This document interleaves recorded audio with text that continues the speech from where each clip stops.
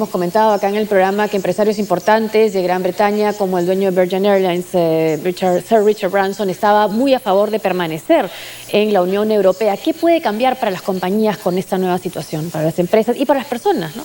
Sí, bueno, algunos ejemplos que he leído y creo que son verdaderos son, por ejemplo, una empresa de autos japoneses y que quiere entrar al mercado europeo. Es fácil, o por ejemplo americano, es fácil entrar a Inglaterra es como un puente a ese mercado. Es un país inglés hablante, sobre todo por una empresa americana, por ejemplo, y ahora no. No lo es, ¿no? Porque ahora es una cuestión de ya no tiene acceso a Europa, el mismo acceso, hay cuestión de visas, hay cuestión de permisos que ya no tiene, ¿no? O no va a tener. Así que ya estamos excluidos de ese bloque era 28 países, ahora es 27 países. Y aunque Inglaterra sí tiene obviamente un fuerte comercio con los Estados Unidos, obviamente China es importante, el mercado más importante de lejos es Europa para el Reino Unido. Así que sí, va a haber consecuencias. Bueno, y dicho ese paso, siempre se dice que los jóvenes no tienen edad para recordar cosas que no han vivido, pero en el caso del Reino Unido, si algo es claro es que el desempeño económico del Reino Unido ha sido mucho mejor dentro de la Unión Europea que antes de entrar, ¿no?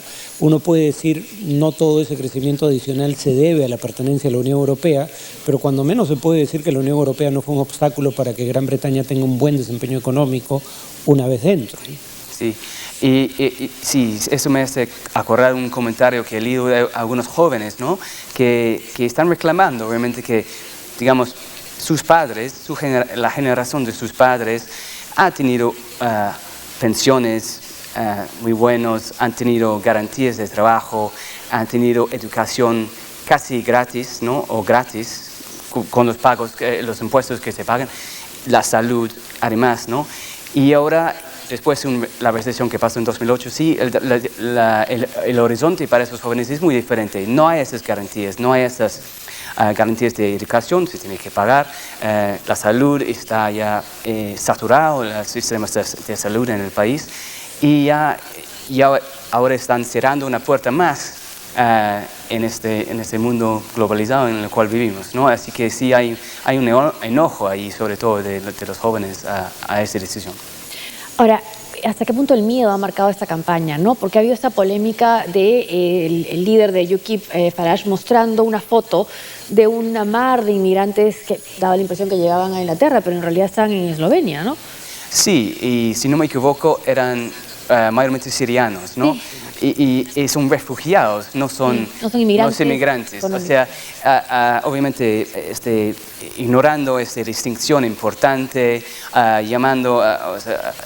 poniendo avisos emotivos, engañosos.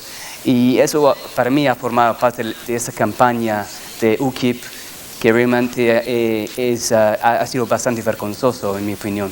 Pero ¿te parece también que el Remain no supo hacer una campaña y solo apeló también al miedo, también amenazando, las consecuencias va a ser estas? ¿Qué pasó con la campaña también de permanecer, de quedarse, que no logró convencer?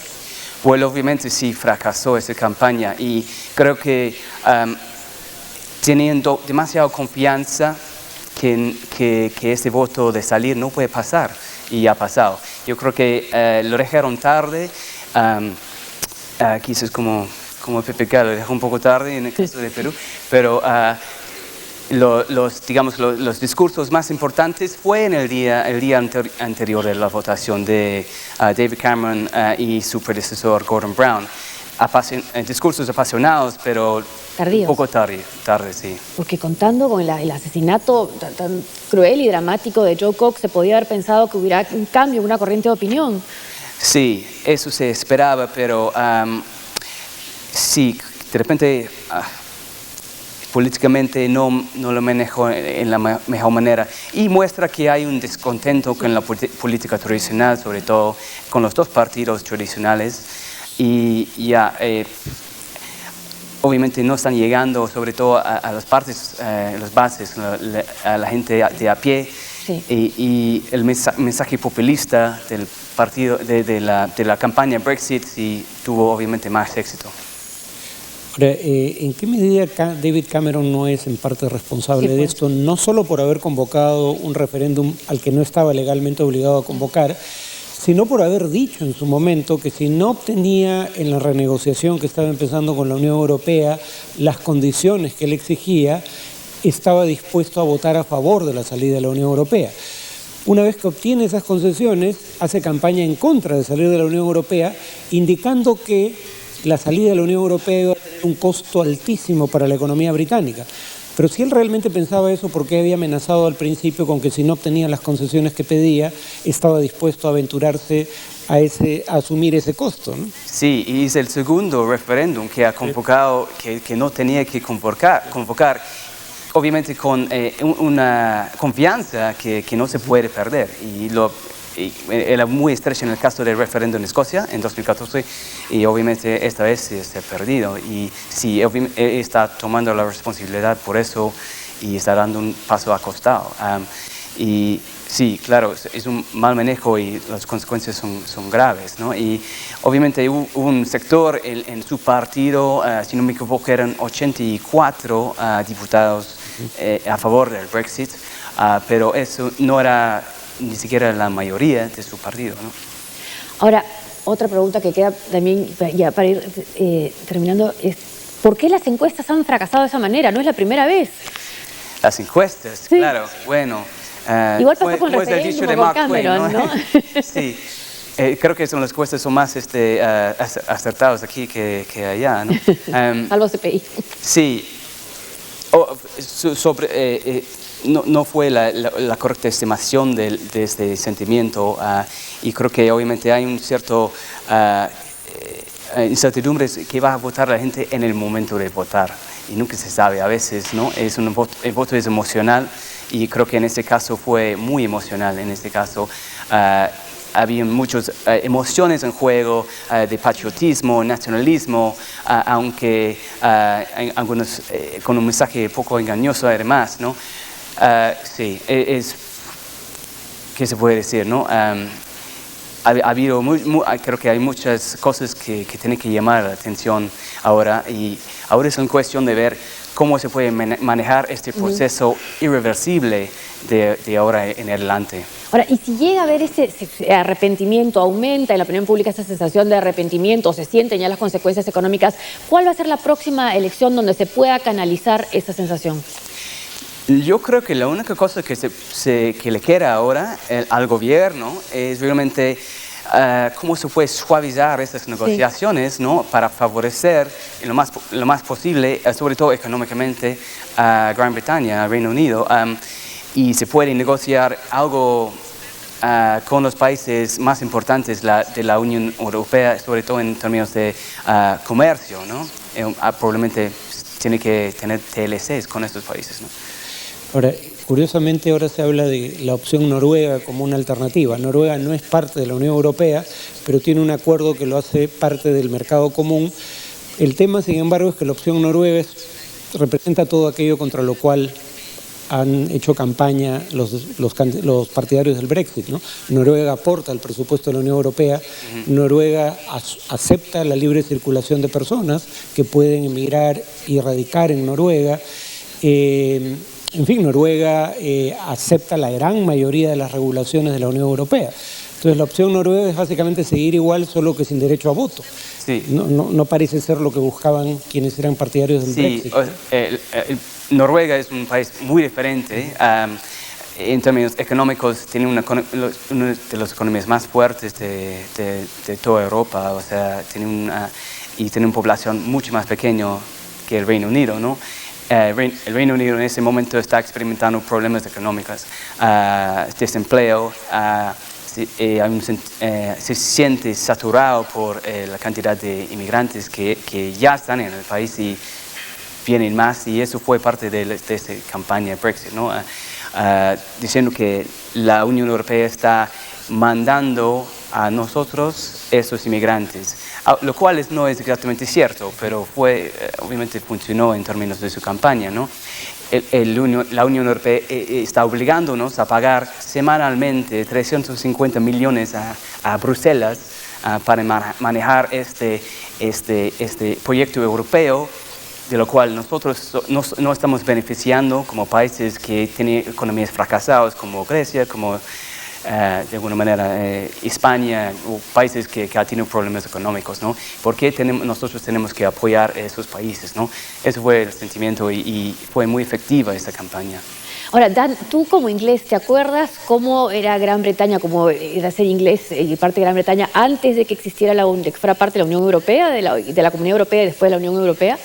No me acuerdo, pero sí ha ido cambiando durante los años. Era la Comunidad Europea, eso cambió a la Unión Europea, se expandió bastante, ¿no? Ahora 27 países, ayer eran 28 países, pero se expandió mucho para incluir la mayoría de los países, ahora sobre todo los países que entraron últimamente de la ex Unión Soviética, ¿no? Países digamos el bloque del este, Polonia, Eslovaquia, la República Checa, etcétera, ¿no? Y eso sí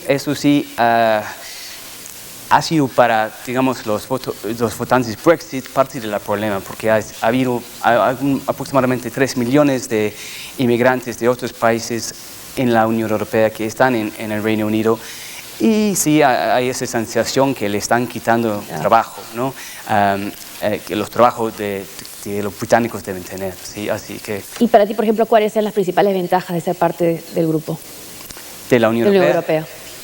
Sobre todo el acceso a ese mercado importante, ¿no? Pero por un punto de vista, digamos, de valores también, sí, ¿no? Han garantizado derechos laborales muy importantes, ¿no? Y entre muchas otras cosas, ¿no? Es una federación, un bloque se puede negociar en este mundo donde hay poderes muy importantes como China, como los Estados Unidos,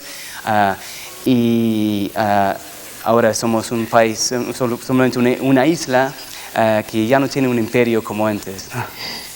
Bueno, Farid.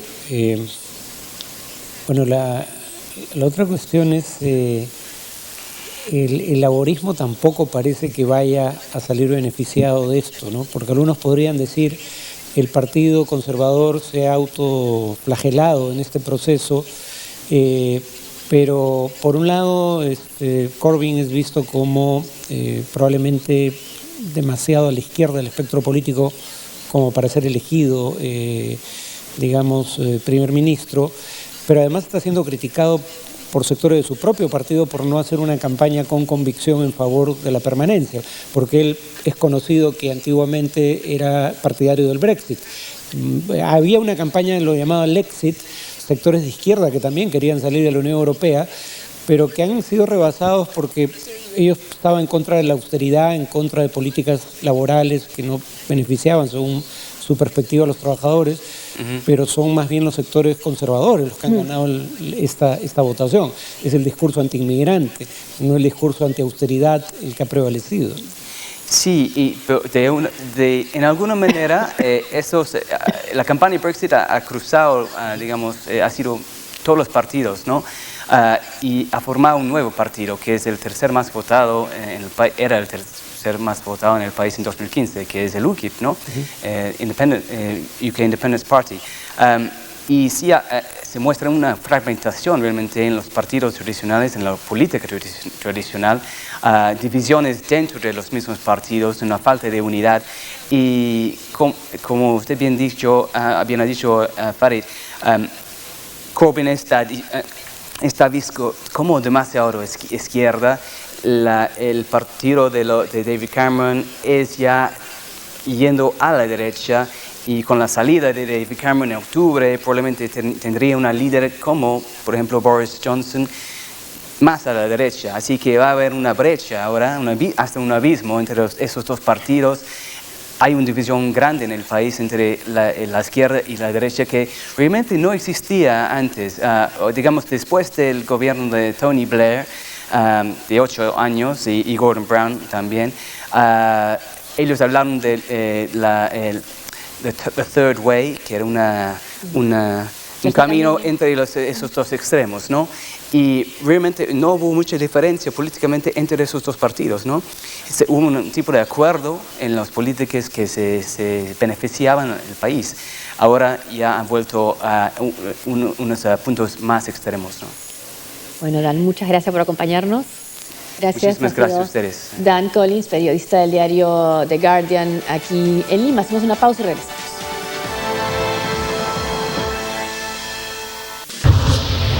Bueno, es que había un montón.